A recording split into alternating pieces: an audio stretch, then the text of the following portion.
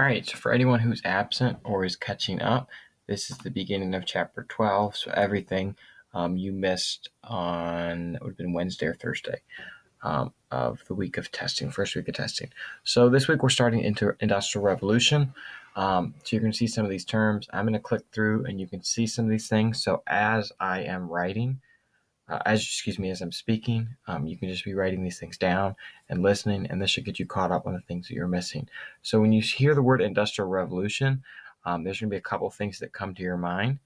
But before you do that, you're also going to need to make a chart on your table. So one of the directions I gave to people who are in class, you need to have a three-way T-chart, and at the top of that paper, you need to have three categories: social, economic, and political. And at the end of the day, I'm going to give you some effects, and you're going to be separating those. So before you leave today, that chart should be completed. If you're in school and if you're home, then just turn it into the tray on paper. So all this stuff will be on paper. So just make a T-chart with social, economic, and political. So it's like a three-way T-chart like we always do. So starting off, here's some of the terms you're going to need to know. The first two are Industrial Revolution and technology. The Industrial Revolution is just talking about a period of time where now we have all these types of technology being created, whether it's the cotton gin or whether it is ways that we spin wool or other types of textiles. Those things blow up. In class with everyone who was there, we talked about the way that technology transformed the way that we have class today. So if you think about being in class, we have our metal desks.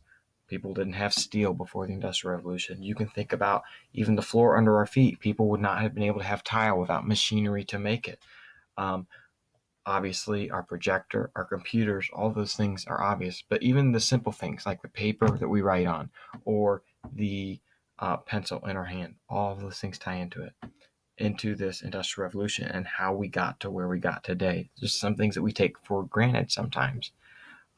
So the second term you need to know for this lesson today is what technology is. It's just something that people use to make an item or to do work. So like that pencil I just said, it can be as simple as a pencil. It can be as complex and creative as a Chromebook. Any of those things. So I'm going to move quickly. If you need to stop, just pause the video, finish writing, and continue. And that will be the best way to do this so you don't have to wait a lot and skip around on the video. So next, the key person for today is Eli Whitney. He created the cotton gin. So you see this picture here where there's those slats or those openings. They would drop down pieces of cotton, and as they would crank it, that would be their way of getting the seeds out. For years before that, they'd had to use slave labor and people, and it would take them hours upon hours upon hours to get anything done because every single time they had any piece of cotton, one by one, had to pull those pieces out. He creates something like this, and it makes the process so much faster. T-shirts that we take for granted today that are made by machines in 2 seconds took days and days and days to make before we started to have inventions like the cotton gin. So they would put the cotton in, they'd crank that handle you see on the right side on that picture, and then the seed would come out. All you need is the stuff on the left side of that slide.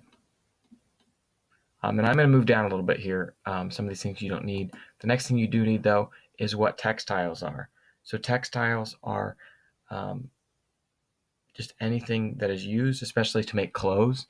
So when you think about people making clothes, we all have that idea, that image of an Amish woman, sitting there in a crazy dress, pumping that pedal. And so that's a picture on the bottom right there.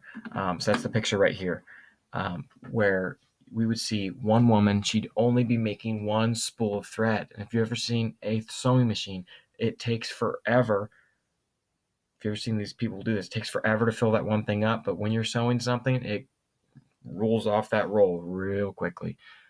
So in this bottom right, that's how it was done for so long. Industrial Revolution happens, and in this top picture here, you see something called the spinning jenny. It's called the jenny because that's what they called female donkeys, and those were like the best work animals there were. In this thing, now they could do 400 at once. Past the Jenny, it also went to the spinning mule.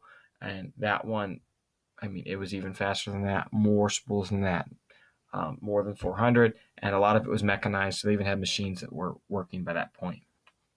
All right, finally, the last thing you need is to tell me, be able to write down and explain two components in the Industrial Revolution. The first one of those is interchangeable parts. That's just parts of a machine that are identical. So if you think of car parts, in class we talked about car parts because people can take the parts of a car that, um, they all look exactly the same. The manufacturer makes them exactly the same so that if your brakes go out in your car, they can replace them. Before that, everything was made by one person. So only then one person knew how to fix it.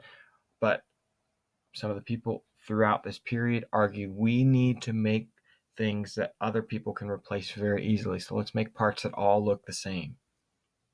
The second thing that was important to the Industrial Revolution is mass production. That's all about the assembly line. So you see on the right side in this picture, you see every single person only has one job.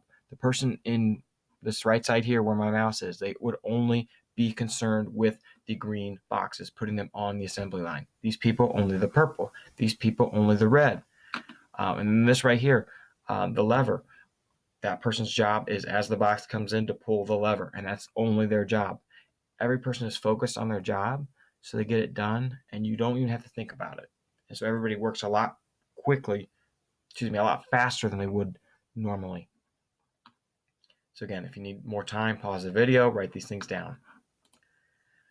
All right, and then finally today, you're going to be sorting those three things. So the T-chart that you just made on your paper with the three social, economic, and political, I want you to sort A through E into these. So what type of effect do you think it is? So we'll do number one together.